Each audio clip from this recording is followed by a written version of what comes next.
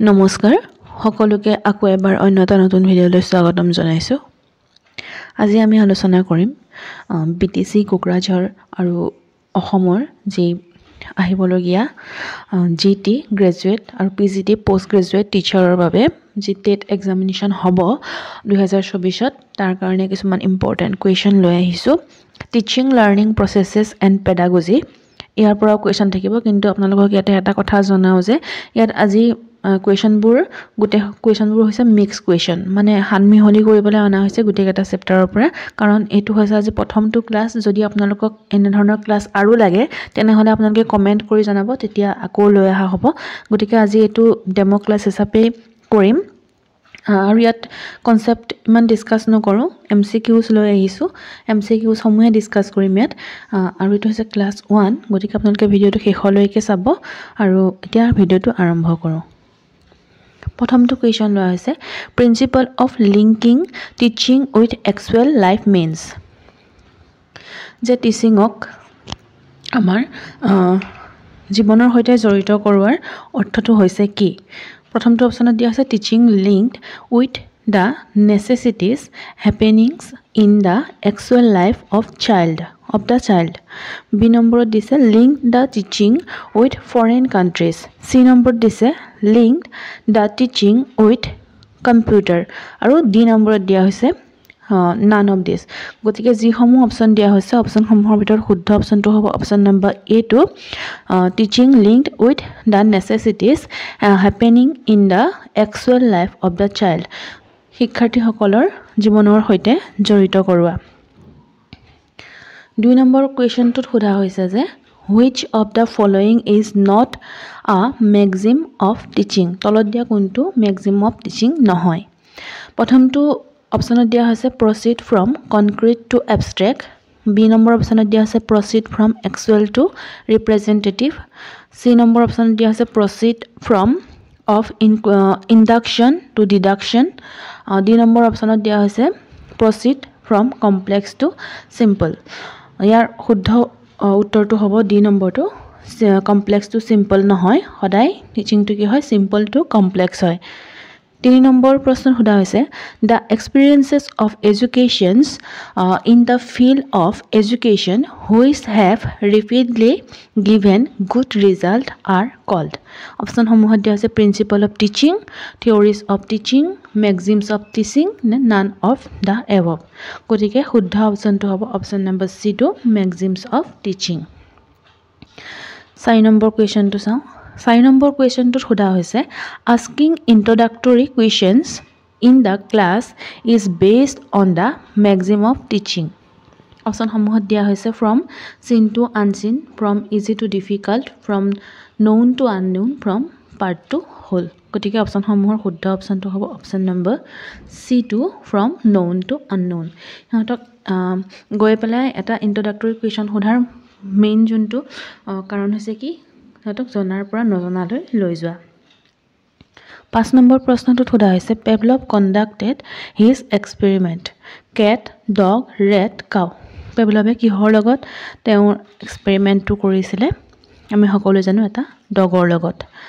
6 number প্ৰশ্নত সোধা হৈছে law of readiness was introduced বাই।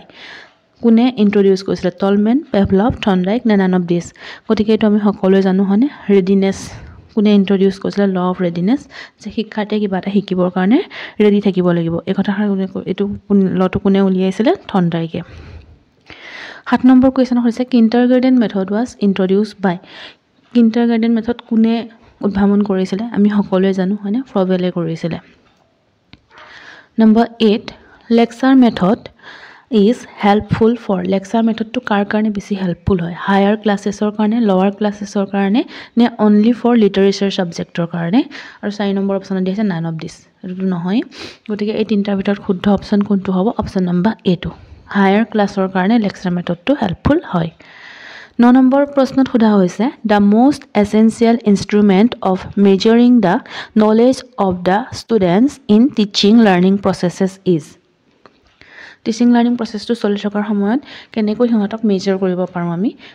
অপশ্যনসমূহত দিছে কুৱেশ্যনিং, ৰাইটিং, এক্সপ্লেইনিং নে নান অফ দিছ। গতিকে অপশ্যনসমূহৰ ভিতৰত শুদ্ধ অপশ্যনটো হ'ব অপশ্যন নম্বৰ A2, কুৱেশ্যনিং সিহঁতক কুৱেশ্যন কৰি পেলাই সিহঁতে কিমানখিনি বুজি পাইছে আমি জানিব পাৰোঁ 10 নম্বৰ প্ৰশ্নত সুধিছে father of modern educational psychology was কোন হয় ইয়াৰ ভিতৰত জন আডামছ পেষ্টালজি পিল নে স্কিনাৰ গতিকে অপশ্যনসমূহৰ শুদ্ধ অপশ্যনটো হ'ব option number B2 Pestalozzi 11 number প্ৰশ্নত সোধা হৈছে educational psychology is a branch of educational psychology কিহৰ ব্ৰাঞ্চ হয় পিওৰ সাইকোলজি এপ্লাইড সাইকোলজি নে সাইক্ৰেট্ৰি নে সোশ্যাল সাইকোলজি গোটেই অপশ্যনসমূহৰ ভিতৰত শুদ্ধ অপশ্যনটো হ'ব option number B2 applied psychology আমি জানো এডুকেশ্যনেল সাইকোলজি কিহৰ ব্ৰাঞ্চ হয় এপ্লাইড সাইকোলজিৰ ব্ৰাঞ্চ হয় 12 নম্বৰ প্ৰশ্নত সোধা হৈছে The study of educational psychology is essential for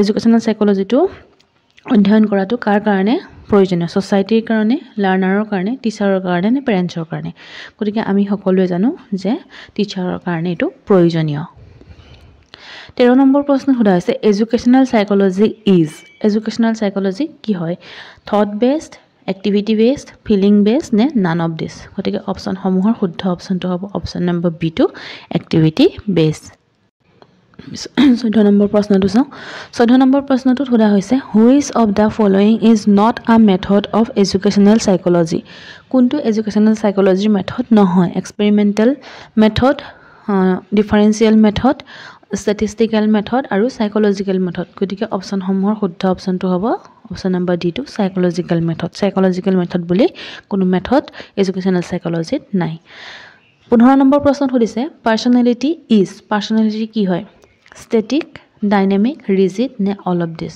গতিকে অপচন সমূহৰ শুদ্ধ অপচনটো হ'ব অপচন নম্বৰ B2 ডাইনামিক পাৰ্সোনালিটি কি হয় ডাইনামিক হয় গতিশীল হয় আমি 16 নম্বৰ প্ৰশ্নটো চাও 16 নম্বৰ প্ৰশ্নটো সোধা হৈছে every personality is the product of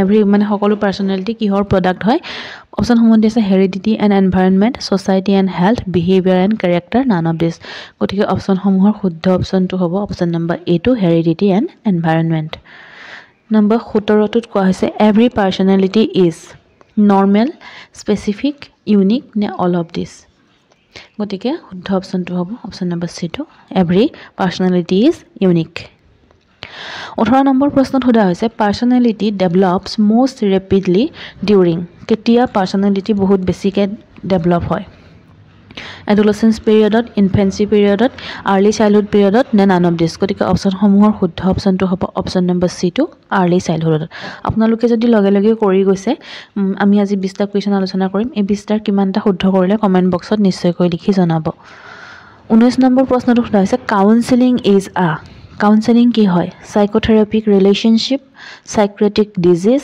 নে বট A and B না নান অফ দিস গতিকে অপচন সমূহৰ শুদ্ধ অপচনটো হ'ব অপচন নম্বৰ A2 সাইকোথেৰাপিক ৰিলেশনশিপ কাউন্সেলিং হৈছে এটা সাইকোথেৰাপিক ৰিলেশনশিপ নম্বৰ 20 আৰু এটো হৈছে আজি লাষ্ট শেষৰটো প্ৰশ্ন the term id ego and superego are related to levels of ego personality structure levels of mind none of this option সমূহৰ শুদ্ধ অপচনটো হ'ব option number B2 personality structure গতিকে আপোনালোকক যদি id ego superego কনসেপ্ট ওয়াইজত বুজাই দিব লাগে বা আপোনালোকক এনেকে কোৱেশ্চন নিদি পেলাই প্ৰতিটো কনসেপ্ট বুজাই দিব লাগে তেনেহলে আপোনালোকে কমেন্ট কৰি জনাব মই বুজাবৰ কাৰণে ট্ৰাই কৰিম আৰু এনে ধৰণৰ যদি ভিডিও লাগে কোৱেশ্চন যদি লাগে MCQ টাইপত তেতিয়াহলে হেতু কমেন্ট বক্সত জনাব লৈ আহিম আৰু আজি ভিডিওটো চাই কেনে পালে কমেন্ট বক্সত জনাব তেতিয়া আপোনালোকৰ কাৰণে আৰু ভিডিও লৈ আহা হ'ব আৰু ভিডিওটো মনলৈকে চোৱাৰ বাবে বহুত বহুত ধন্যবাদ